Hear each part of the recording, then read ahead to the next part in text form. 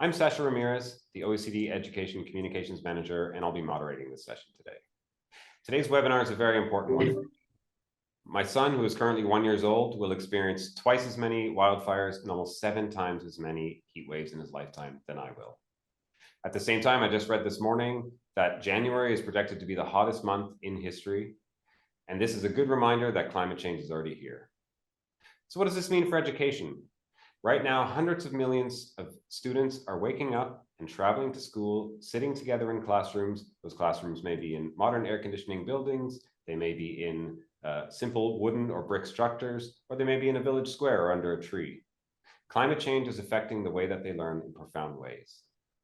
And so let's learn today from our experts. I'm not an expert on this topic, but I'm very pleased to welcome our panel who will shed some light on this topic, who will help us to understand how education systems are adapting the infrastructure, the teaching, the buildings, the curriculum to meet these changes.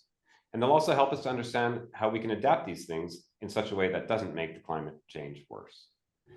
So please join me in welcoming our distinguished panel who will talk about this topic. First is Mustafa Yeşil. He's a national education expert from the Ministry of National Education in Turkey. Then we have Johannes Klumpers, who's a senior expert from DG Klima, Adaptation and Resilience to Climate Change from the European Commission. Next, we have Francesca Bastalgi, who's the head of research and policy from Fondazione Agnelli. And last but not least, Andreas Fleischer, who's the OECD Director for Education and Skills. Let's start with Andreas, who will give us a good introduction to the topic and talk about why this matters for education. But before we get started, this is a reminder to all of you to please send your comments in the chats, ask any questions that you have, and we'll get to them as soon as we can. Over to you, Andreas. Thank you, Sasha. Climate, mitigation, climate adaptation are the big, challenges for humanity these days. And the human enablers in this are absolutely key. And this is where education comes in, to the extent to which technology will help or hinder this is going to be largely influenced by humans. And that's really what our Skills Outlook studies. And to what extent can the skills of humans really harness the opportunities that arise and mitigate some of the challenges. Now, as you just said, Sasha, 23 was the hottest year on record. It got us actually very close to the 1.5 degree above pre-industrial levels that, were identified in the Paris Agreement for the long run. And evidence in many OECD countries actually does confirm that accelerated action on adaptation is needed to ensure that we, escape the worst. And investments in climate adaptation measures are usually less expensive than addressing the loss and damage that comes from the kind of extreme weather events that you alluded to, Sasha. To give you a concrete example of worsening environmental conditions, many OECD countries have experienced a significant rise in the number of days with strong heat stress exposure over the last 5 years, compared to the reference period 1981, 2010. Look at Israel, at Costa Rica, at Italy, at Mexico, the US, Turkey, Hungary. Now, they have all experienced increases of at least 2 weeks per year of strong heat stress exposure. And heat exposure, allows also to account for other meteorological effects, beside air temperature. It always comes together, or often comes together with relative humidity, with wind speed, with solar radiation, and so on. At the same time, we have seen some improvements in air pollution. That's the good news. But it does remain, as you can see on this chart, quite significantly above what the World Health Organization recommends in every OECD country. And again, climate change is likely to worsen air pollution because, of the kind of wildfires, and with high temperatures, the negative effects of air pollution can also, be reinforced. So this is what the Skills Outlook really talks about. It looks at the role of skills policies in promoting resilient green and digital transition. First, it considers how learning environments and learning processes can be adapted to a changing climate, simply equipping, learning environments with the facilities to ensure that students can learn, even if things get tougher. And it also looks at the range of skills and attitudes that education should promote to adapt to new conditions. And second, it looks at the role played by the environmental sustainability competence. To what extent do young people need to have the knowledge, but also the right attitudes and aspirations actually to feel that agency that they can make a difference and address issues around mitigation and adaptation. And last but not least, the outlook also shows how skills policies can ensure that achieving the climate objectives, such as substantially reducing CO2 emissions, does not lead to labor market vulnerability. That's also really important. To what extent can we make our labor markets, our economies resilient? Adult learning, vocational education and training can help worker transitions when industries decline. How do you actually relocate workers, give them, a new hope, a new future in other areas, helps them to utilize their skills in new contexts and so on. That's also critically important so that people are not left behind. So in this session, we will look into adaptation needs in schools and schooling and why that is so important. So this is one of those topics. For a start, our PISA study, Program for International Student Assessment, reveals that children who experience additional hot school days perform generally at a lower level in PISA and in their cognitive outcomes, and that effect is actually larger in poorer countries in which communities have less access to, mitigation technologies such as air conditioning. Now, there can be many things that can affect the causal nature of that relationship you see here in this chart, but, we should start to think about that. Extreme heat and air pollution impact skill acquisition over the life course, and you can start very early on. It starts in utero, shaping birth conditions, brain development. It shapes how children progress in early childhood education and care, in school education, both the conditions they experience in school, but also simply whether schools remain open. Impacts are especially pronounced during during exams.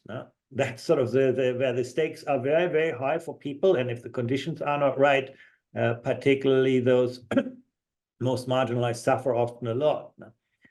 Differences in environmental conditions and access to mitigation technologies can also influence how well children from different social backgrounds perform in the exams.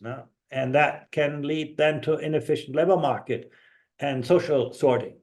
If you come from a disadvantaged background and the air conditioning doesn't work, when you take the exam, you get a lower score, even if you're bright, and that means, all your future is contaminated by those environmental conditions. And last but not least, also the productivity of us can be impaired by those kinds of conditions. Climate change induced weather events can influence learning outcomes and skill acquisition directly. Think about, when you close schools, but can also happen indirectly. That's also important by reducing how effective schooling translates into skill acquisition. Climate change-induced weather events can influence learning outcomes in a transitionary way. For example, you get tired, you get, loss of acuity, leading children to display lower ability than what they could be, demonstrating, or also how much they learn over time. And in the early years, high temperatures and pollution have been associated with lower birth weight, shorter height, reduced lung function, asthma, and increased likelihood of engaging in disruptive behavior as well. And that's all, things that shape cognitive ability, the conditions, the kind of openness to learn. And transitionary temperature and pollution exposures during childhood and adulthood can also directly lower cognitive ability and performance. Simply the oxygen that you get is reduced. That has a really direct impact. And also we have, brain abnormalities, reduced white matter, loss of neural tissue. All of those things have actually been demonstrated to be associated with those kinds of external conditions. And there you can see what happens in childhood can have long-lasting effects. Those things are very, very hard to compensate for. Second, disruptive climate-related events can lead to decreases not only in the quantity of learning, how many hours when schools get closed, but certainly also in the conditions, in the quality of learning environments. Now, they can induce school closures. We see that happening all over the world. We know from the pandemic how disruptive that can be. And, we are going to see that on a more regular basis. Now, in many countries, schools are increasingly required to close, not just because of heat, but also because of flood, of poor air quality. There are lots of things going on here. And then, on the consumer side, children get sick and cannot attend school, even if schools are open, and that leads to, distraction and lack of attention. Behavioral problems can also come into this. And then, in low-income regions, the impact also can operate through the income effect. If you have reduced agricultural yields, lowered income, that can, influence things like body weight, school absences, and so on. So once again, you can see how the impact of social background can be reinforced through those external conditions. I want to come back to the exam question, because I really think that's something that we do not have on our radar screen often. Often you organize those at the end of the school year, and in many countries that means during the summer period, during the heat period. Now, in many countries, those exams have incredibly high stakes. What you do on that day of the exam influence your future, your career, the signals you give to employers, to higher education, and so on. And what we can clearly see is that the more disadvantaged communities often have less access to mitigation technologies, like air conditioning, and they're often located in the areas for which the conditions are worse. So I think that's something that we should really put on our radar screen. That's sort of the minimum we can be doing, ensuring equity, in the sense that even at least during those days of the exams, we give everyone, put everyone on a level playing field. This being said, of course, technology, air conditioning itself is a contributor to climate change. So that is a downside, but at least this is something that we can be doing. And finally, in adulthood, air pollution and extreme temperatures can increase the likelihood that people will be sick or have to take care of other sick people and elderly relatives. And that, also leads to reduced attention, increased discomfort, and other types of risk taking. And what I'm saying here is that all of that can reduce productivity. Now, the effects of climate change-induced phenomena are problematic, not because just of reductions in productivity, efficiency, but once again also in terms of equity.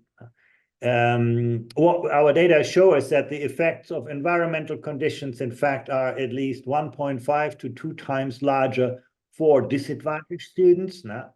And that is because disadvantaged students and adults are born in, they live in, or they work in areas with greater exposure to those kinds of environmental risks. The wealthier people have more opportunities to escape, to shield themselves from those conditions.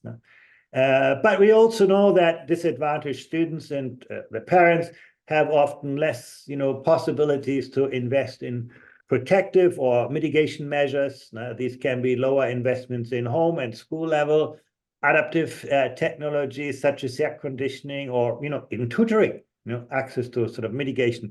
And finally, for disadvantaged young people, each point on a high stakes exam is higher stakes, because if you come from a wealthy background, even if you do not do so well on the exam, you're always going to find open doors in life. You can pay the money to get to a good education institution, or your parents are going to help you through their social networks to find a job. Whereas for for people from disadvantaged backgrounds. Finding a great teacher doing well on the exam is your gateway to success. You miss that boat, you rarely get a second chance. So that's why high stakes means often even higher stakes for those in disadvantage, and that's why those factors play out more. Now, of course, the question is, what can you do? The obvious answer is to invest more in adaptive technologies, starting with air filters and other passive measures. In many cases, those technologies can actually be very effective. They obviously cost something, but they can be very effective. And you can mandate those in all schools and ensure that with that, that disadvantaged students have equal protection.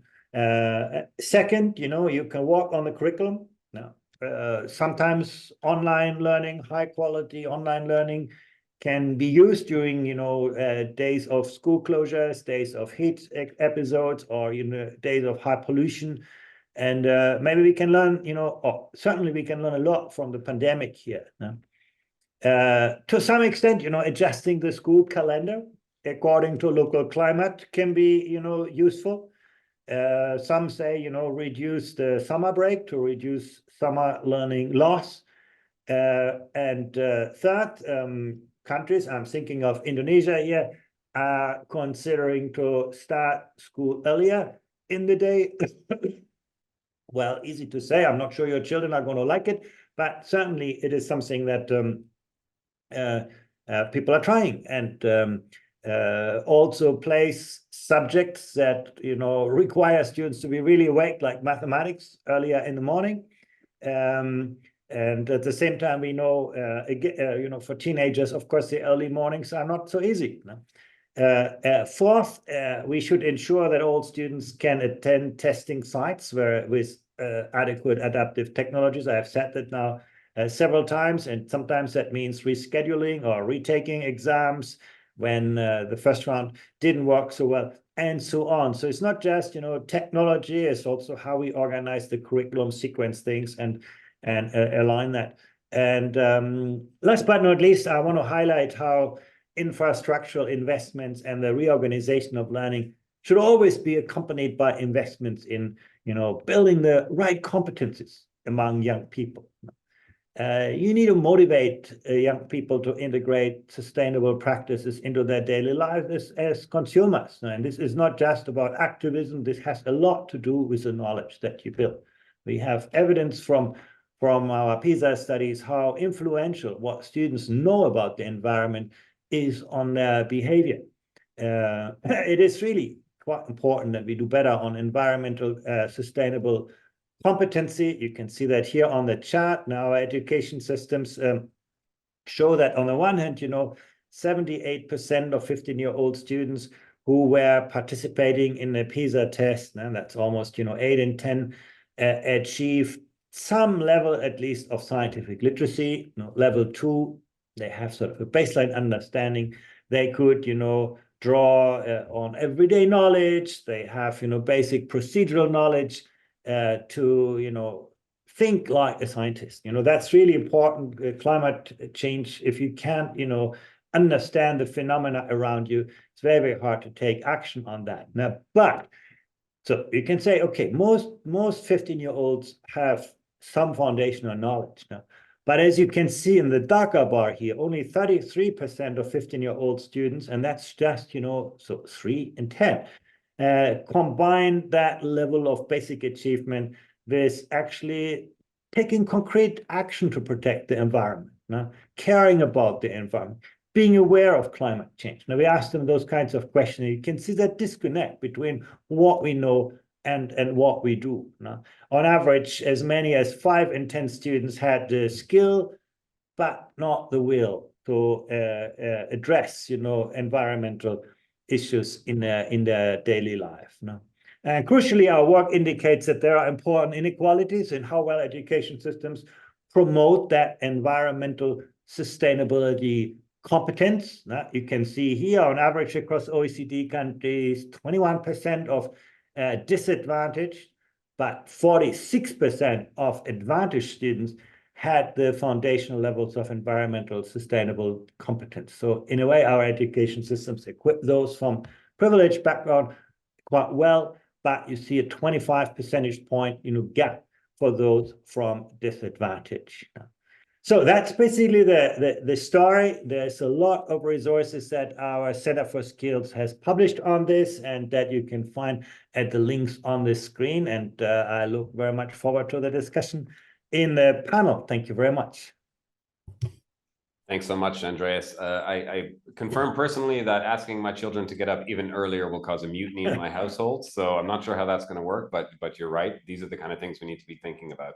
No, thanks very much. I think that was a wonderful overview and also, an eye-opener in many respects for many of us to see how profound the impacts of climate change are and how they affect the whole life cycle and the education cycle as well. So you gave us a brief introduction to some solutions there at the end, but we don't want this all to be doom and gloom. So we're going to talk mostly about solutions and about how countries are adapting for the rest of this session. One thing I was struck by in your presentation is this graph that showed that Turkey is really, at the far end of being affected by climate change. And at the same time, we know from our recent PISA data that Turkey has done wonderful strides in terms of expanding access to education while also achieving good outcomes. So Mustafa, I wonder if you can talk us through how you're considering climate change in that expansion of schooling to your population. Thank you, Sasha, for the question and Andreas for his presentation. Before giving an answer to your question, I'd like to provide some brief numbers on Turkish education. Currently, we have about 20 million students and over 1 million teachers in Turkey. And over the last 2 decades, we increased the schooling rate to over 95% with the increase in number of classrooms, which is more than 700,000. As Andreas mentioned in his presentation, to invest in adaptation measures for climate is more cost-effective than to fix the harms from the extreme weather events. So for infrastructure in Turkey, we have strict rules and publish a guideline on minimum design standards for school buildings. In this guideline, we outline the climate, environment, weather, and the health consideration to ensure that school buildings in Turkey are designed such a way to be resilient against natural disasters such as earthquakes, floods, while also being energy efficient, utilizing renewable energy sources, and maximizing the natural light and the ventilation. This guide outlines very specific design details for each unique climate conditions to form healthy learning environments. Further, in 2022, we worked together with experts from other ministries and academicians, and we launched the Climate Change Action Plan for Ministry of Education. One of the decisions from this plan was to recommend using Geographic Information System, GIS, for the future educational infrastructure. GIS is a very sophisticated tool for the real-time and predictive analysis, allowing decision makers to have access to high-quality data related to the population density, environmental pollution, climate-related events, and the health concern for educational infrastructure planning. Another decision from our action plan was to make investment in the existing school buildings to improve water conservation, energy efficiency, and to reduce air, water, and soil pollution. These include upgrading school electrical and gas installations, refurbishing buildings, improving insulation, replacing faucets with motion-sensitive ones, installing daylight responsive lighting systems. We have also decided to produce these systems in our vocational and technical high school as much as possible. In this context, last year we have started eco-friendly 1,000 school project and implementing solar panels, rainwater harvesting, and the compost machines to promote sustainable practices. Finally, we have standardization and quality unit in our ministry, and in less than a year, they guided more than 14 schools to receive Environmental Management System certification, which is known as ISO 14001. As a side note, more than 40,000 schools in Turkey are implementing zero waste approach in their buildings. That is what I want to say in terms of infrastructure investment in Turkey. Sasha. Wonderful. Thanks so much, Mustafa. Wow, that's quite a comprehensive raft of measures that you're using to adapt. And I think, we might have to bring you over here to my son's kindergarten. I think they could learn a few things from Turkey as well. Gonna be happy. But no, thank you. No, that's great. That's a good overview of what's happening in Turkey with regards to infrastructure investments. Johannes, I wonder if you can bring us the perspective of the EU now. I know that in 2021, the EU launched its climate adaptation strategy, which really sets out how the EU can, adapt to the unavoidable impacts of climate change and become climate resilient by 2050. And I know you personally have been involved in some of the work around developing technical guidance on adapting buildings to climate change. So can you maybe talk us through these guidelines and talk about how they can be integrated into planning and development of educational infrastructure, and also what role local and national authorities play in this process? Thanks. Thank you very much, Sasha. Sasha, I agree with you that listening to Mustafa's example from Turkey, everything is said there. He has brought all the examples that are many relevant examples for infrastructures. What we try to do on the European level, and you're right to mention the EU adaptation strategy, is that we try to help the various instances, whether it's administrations, local authorities, regions, member states, companies, insurances, investors, and so on, to actually have some tools, some help at hand to advance on adaptation to climate change. So the adaptation strategy has a number of actions, and many of those actions relate to putting, facilitating, helping, supporting that things happen. Because with adaptation to climate change, unlike mitigation, there is still a lot of uncertainty, both I think at international, national, regional, local level. What actually really to do with mitigation? We have over the last decades, and especially the last decade, we have advanced a lot. There have been very concrete measures in place. And when it comes to buildings, there is energy performance, energy efficiency directives, and that has been translated into national legislation and so on. So there is this kind of CO2 reduction aspect of what we do in our societies that has been. I'm not saying that it's sufficient. We all know that we have to do a lot on the mitigation side, but what to do? There is a pathway there, and it hopefully will be followed. On adaptation, the pathway is not really there yet. So what we are trying to do is to actually make people aware that maybe one of the very first things is to actually do an assessment. Where are you? How much do you know about the climate risks that you are facing? How prepared are you to act for it? So this is what usually is called a climate vulnerability and risk assessment. And the guidelines you were referring to, Sasha, they are indeed, it's a document by the European Commission. It has two parts. One is a best practice part. That is the most interesting, I think, for the audience here. And one describes a little bit the legal side of how things can happen. And that guidance document is very much also referring to these climate risk and vulnerability assessments. So it gives examples to people if they are not aware of how this is carried out, how it can be done. It refers to how you also specifically can maybe use examples from other people who have done these assessments on buildings, for example. So this is one thing that is addressed in there. It also mentions that there is voluntary measures or help available to buildings designers, to architects, also to building managers.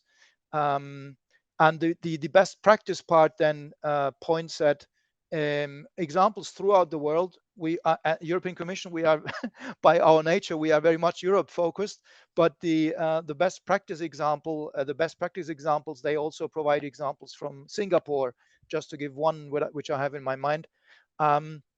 And it gives you concrete examples how people or engineers, how managers went about adapting existing buildings to heat, to risks of flooding, to pluvial flooding, for example, and also a lot of practical examples if you are in the lucky situation that you actually can start from scratch and that you are building a new school, let's say, if you take this as an example. And if you do that starting from scratch, then it is it's a huge difference, because you can take the whole surroundings into account. You can play with orientations. You can play with roof designs and so on, which you are much more limited if you have to do it with an existing building. You were mentioning, Sasha, just one last word, the authorities, the ones, what role do they play? Now, when it comes to schools, I think very important is, especially if you are either planning the construction of a new school or a quite thorough renovation of an existing one, that usually goes through public procurement. And there is guidelines, again, on how to do so-called green public procurement. So these guidelines, they give you also, on when it comes to adaptation, some hints. What are the things maybe that you need to pay attention to, and which go beyond the classical rules, and what an architect or a builder has to respect by default, because there are, of course, rules which everyone has to respect because that's law, but there's much more. And when it comes to adaptation, law is not yet sufficient. Because you need to project yourself 20, 30, 40 years into the future with these buildings. They have a long life length. So what you need to do is be really demanding when you do your public procurement, also on the adaptation side. And these kind of guidelines for green public procurement, they help you with that a little bit. Thanks very much, Johannes. I like especially that you brought in this element of uncertainty. I mean, of course, we are in an unprecedented situation, and you know, peer learning and sort of learning from national and even local experiences is extremely important. So I want to put a pin on that. We'll come back to that in the next round of questions. But I do want to bring in Francesca, because I know we've spoken a lot about infrastructure so far. But of course, as Andreas mentioned earlier, you know, this is only part of the story. We also have to adapt schooling and curriculum and how we take exams and things like that. So Francesca, I know you've been doing a lot of work on the academic side in terms of how we can adapt schooling, especially when climate change emergencies strike. And so can you talk a little bit about the research that has been done about how we can best deliver instruction when schools are forced to close because of climate change? Sure. Thank you, Sasha. So school closures, I mean, this came up also in Andreas's presentation. Of course, the disruption this causes to learning, and there's a growing body of evidence also, unfortunately, as a result of the terrible pandemic, of just how much, you know, learning is penalized as a result of school closures. And a related concern is that beyond the sort of aggregate figures in terms of learning deficits or losses, is the concern about how inequitably these are distributed, so that these disruptions will typically affect children differently depending on where they are, their socioeconomic background. And so this is the bigger question, is also around what happens when the school system, the school buildings, the great equalizer, shuts down. What can be done, what has been done? There are a whole host of options really in delivering instruction. And these can range from relying on paper-based facts that are, you know, shared with students, relying on radio, TV, smaller group learning opportunities.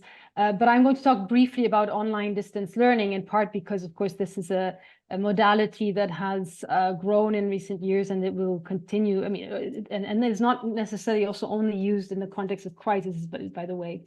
But that is destined also, I suspect, to continue, you know, way into the future. But just to say that countries have and school systems have generally relied on a combination of modalities, not just on one. Now, when it comes to online distance learning, I think it's good to say up front that the evidence shows that it can be hugely beneficial to students in the sense, in the context of school closures, in the sense that studies that compare students that did not have access to online learning or indeed other support from schools with students that did participate in online learning mechanisms in the context of school closures, generally benefited in terms of their outcomes, academic outcomes. Having said that, it's also true that we know that that online learning tends to be less effective compared to in-school, in-person learning. And this is for various reasons, including, I think it's important to mention, of course, the direct interaction with peers, which is lost once you move on to, or not necessarily fully lost, but partly lost, at least when you move on to the online experience. On top of this, again, the question of potential inequitable and equity implications of these systems, we know well that there are concerns around a number of ways in which online learning mechanisms may at least replicate, possibly even reinforce inequalities. And these are linked, for instance, to variations in access to technologies. Children from lower income households or disadvantaged backgrounds may have less access or no access to technology that is required to participate in these schemes. They will tend to have less support from parents compared to children in high income households that can support them in remote and online learning.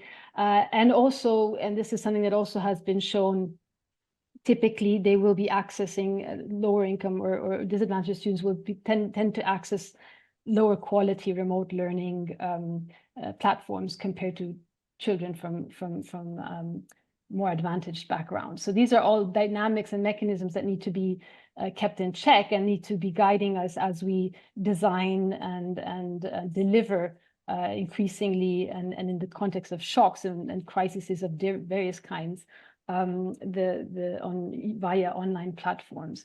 Now, coming to the question on policy, so what have we learned? What do we know? I mean, what are the options in terms of ensuring that online learning is as effective, as inclusive as possible and delivers, quality education? There are a couple of things that can be done, and this, a lot of it draws from, as you might imagine, from recent studies that were and also in an experimental form that were carried out during the COVID crisis, which hold implications for crises of also different kinds, including climate-related ones. A few mentions. One is, one initial thing that can be done is to improve the adequacy of online provision. The colleagues of mine at the Fondazione Agnelli, for instance, carried out a study on Italy. Italy was one of the first countries after China to be severely hit by the COVID crisis, and that experienced very protracted school closures. A study that was carried out by the foundation conducted a survey with teachers and students just to primarily capture their experience in the utilization and also some of the outcomes of the move to online learning, which was quite widespread across the country. And what emerged, which is, I think, quite interesting, is that essentially, to a large extent, teaching was transferred from the way it was conducted in the classroom onto the online platforms. So with very little adjustments to the modality, to very little or limited use of additional features that online and possibly digital technologies allow and offer teachers and students in order to tackle some of the disadvantages of online distance learning. So very limited use of, for instance, techniques to tailor the studies to make them and teaching more dynamic or interesting. So it was prevalently sort of video classes, teaching materials remained largely textbook. And this in part explains why students reported quite severe difficulties in following classes remotely, in maintaining their motivation to study. They reported the loss in exchanges with their teachers and fellow students. So a quick one initial thing that can be done where the work is underway, and I think there are promising ways forward, is to improve the utilization of these techniques. A second quick mention. Sorry, Yeah, no, if I may.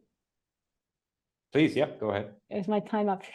Is around the provision of additional support, online support to disadvantaged students. And here too, the study by Carlana and La Ferrara, again, for the case of Italy, shows how a online tutoring program where free tutoring was provided online to disadvantaged students during the school's lockdowns led to, this is an experimental evaluation, so they estimate an actual effect of the program on improvements and a whole host of academic, but also other types of outcomes, social, emotional, and psychological outcomes.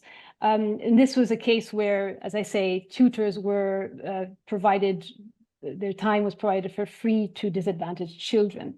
Other options that have been used and are a promising concern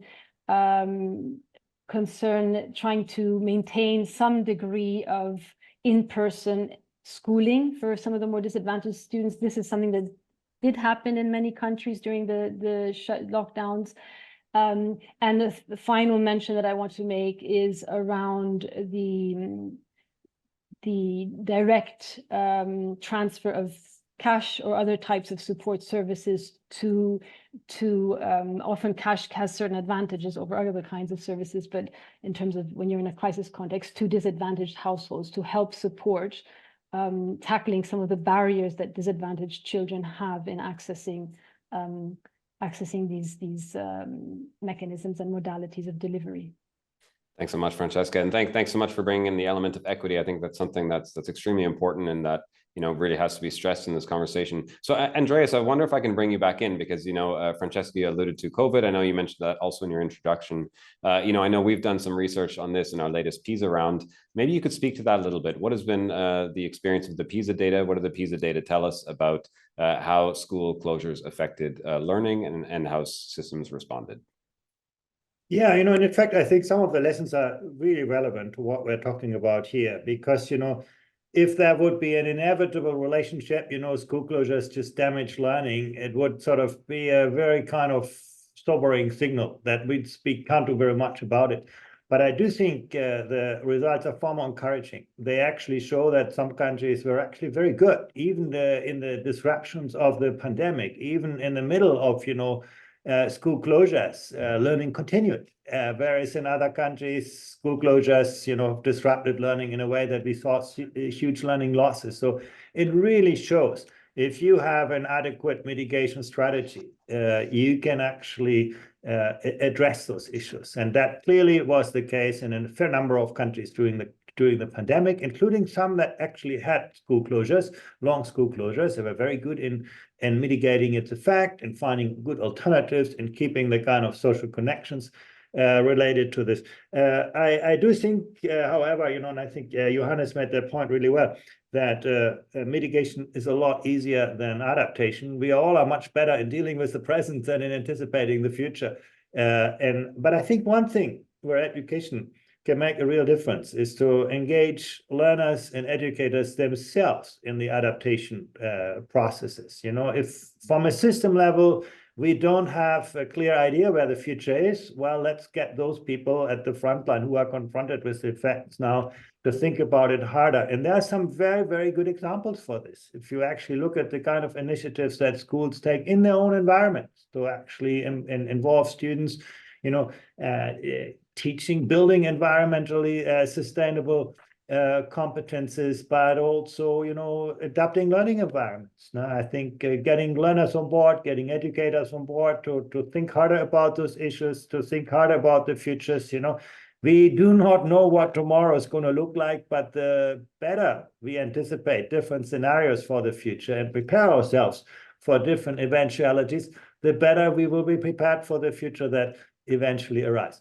But coming back to your question, I think the pandemic has really shown that, mitigation matters, and it can be done really well, even, when the disruptions come quite unexpected. Thanks so much, Andreas. Absolutely fantastic. And I think, I think many of the things that you said make me want to, if I may, take the liberty, panelists, to jump ahead to the third round of questions. I also am mindful of the time. We only have 15 minutes left. So if we could maybe have a very quick round. I do want to get to this topic because, Andreas, what you just mentioned is also, bringing learners into the equation and making them part of the solution. And so, Francesca, maybe if I can start with you, just a very quick answer on how we can really build the environmental sustainability competence of young people. How can we prioritize this in the educational curricula so that young people are actually empowered to be change agents? Francesca, can I start with you? Sure. Very quickly, I mean, just to say that, first of all, this is, commitment was made in the SDGs. I mean, we can discuss the language as much as we want, but the UN member states signed up to by 2030, so that's 6 years from now, to ensure that all learners acquire the knowledge and skills needed to promote sustainable development, including through education for sustainable development. So there's a clear commitment to this. There's also an indicator around where we're monitoring or measuring the extent to which education for sustainable development is mainstreamed in national education policies, curricula, teacher education, student assessment, and so forth. Now we've seen there's been a flurry of initiatives, documents, regulations, guidelines on what this means and how it's to be achieved. Including, of course, work by the OECD, which is very helpful, by the European Commission. The Green Comp illustrates, provides quite a detailed framework on how these competences can be, well, first of all, what they are and how they can be delivered through the education systems. At the same time, and this is also, I think, positive and fascinating in many ways, but there are varying approaches as to the understanding of what these competences are and how they are going to be delivered. So even just from a sort of basic understanding or approaches perspective, there's one that is a sort of broader vision that encompasses a whole host of aspects, including citizenship education as crucial to wider sort of climate change and climate sustainability education, versus more minimalistic functionalist approaches that focus essentially on integrating some of these factors in individual topics at schools on natural sciences and tend to guide learners to take action, and also to focus on training and education in relation to labor market shifts and the green transition. And depending a bit on the approach taken, the emphasis on what needs to be done also going forward varies. But just to say that in terms of concrete priorities that need to be followed, certainly one of them is around teacher training and support to teachers in enabling them to deliver. Because as I say, in terms of guidelines and inclusion, at least in national plans of these topics in curriculum, in some countries at least, again, I think there's a lot of variation across countries, there has been quite a lot of movement, but then there still needs quite a lot to be done in terms of actually on the delivery end, for instance, to providing sufficient resources and training to teachers. And that for this to go ideally beyond the science and natural sciences or geography elements, but to incorporate also broader elements that will allow students and the young to tackle some of the social, political sides of things. Just to come back again to the presentation we heard earlier, the disconnect between, it was interesting to see the disconnect between young people's understanding of the science angle of things, of the climate change or climate crisis, and then their intention or will to do something about it. This is why we need to be able to provide this more holistic teaching. Absolutely. Thanks. Thanks. Sorry, go ahead. On this issue, Please. Sustainability competence. So, as mentioned by Andreas and published papers of OECD, but we know environmental sustainability competence not only requires having a knowledge, but also skills, behavior, and the values in our students. So I just want to mention how we integrate these elements into our curriculum. First of all, we review all the course textbooks, and first of all, we reviewed the environmental education course curriculum and updated its content and changed course name to environmental education and the climate change.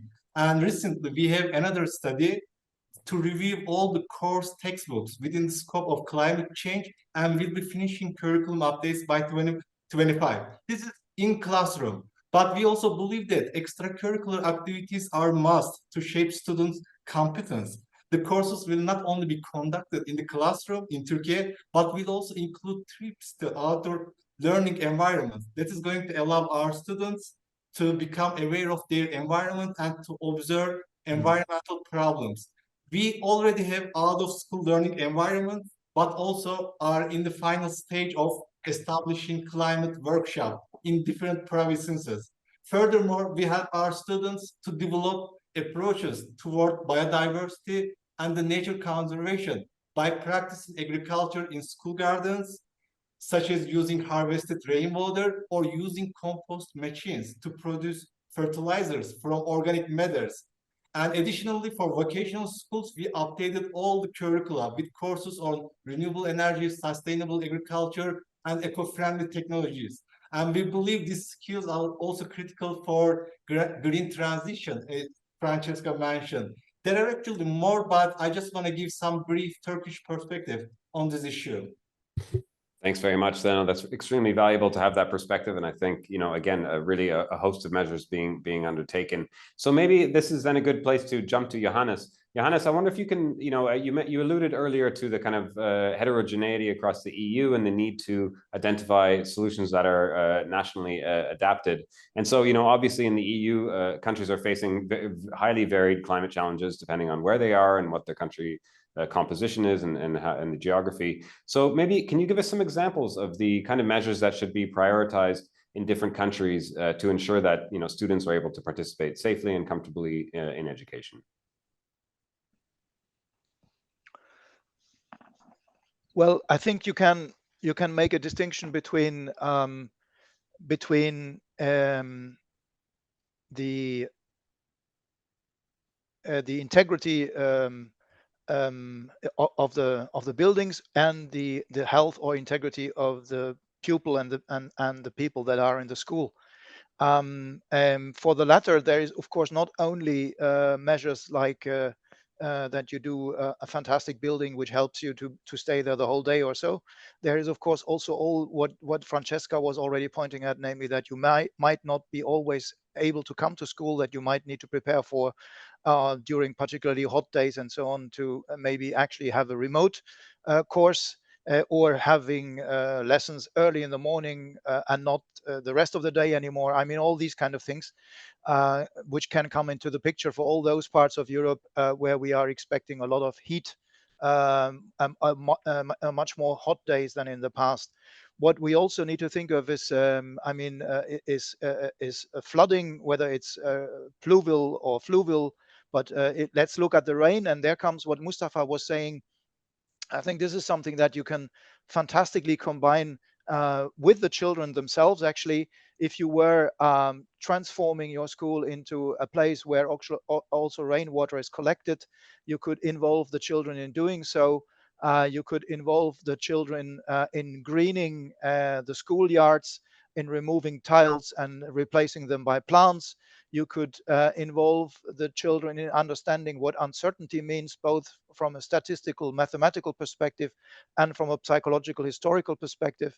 There is plenty of possibilities, I think, which you could use throughout. And then the variety of the European situation would come very clear. It is obvious that in Sevilla, the challenges are not the same as there are in Stockholm. But everyone will have to think of how the climate looks in 30 years, not only Sevilla but also Stockholm, and this is something which you can involve the children in. You can discuss with them scenarios, predictions, projections, and what ideally this would mean, how actually the school should look like, and how maybe also education is given. And now I'm not a teacher, so maybe I'm just off my, but I think I can, but I was a child like we all were, and I was also in school, so I could imagine that this was, that this is something that is a fantastic actually topic of getting engagement from children.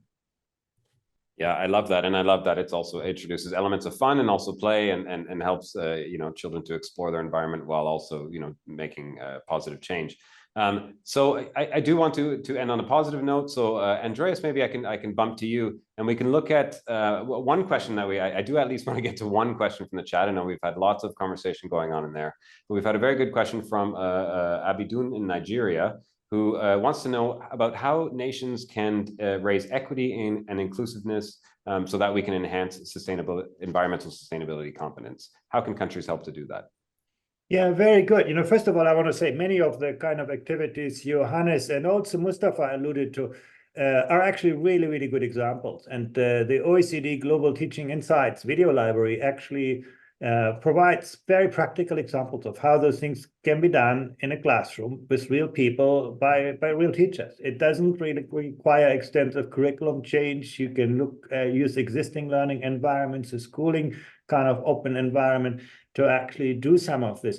The one point I make, and I think this relates to the question actually from that we just heard, is, you know, it would be great if, you know, students in Stockholm do not just learn about the environment in Stockholm, but if we do better in helping students in Stockholm to understand what's happening for students in Sevilla and for children in Sevilla in their situations. And you know, if you drink a cup of coffee in Stockholm, it could actually impact on the lives of children in Nigeria, now the people who plant the coffee and so on. And I think the more we build an understanding among young people how interconnected the world is, and that what they do today is going to make a difference for people in other places tomorrow and today, the more we build that kind of global competency among young children, the more we're going to build environmental sustainability, because this is where it has come from. It is coming from, you know, we were all born with the kind of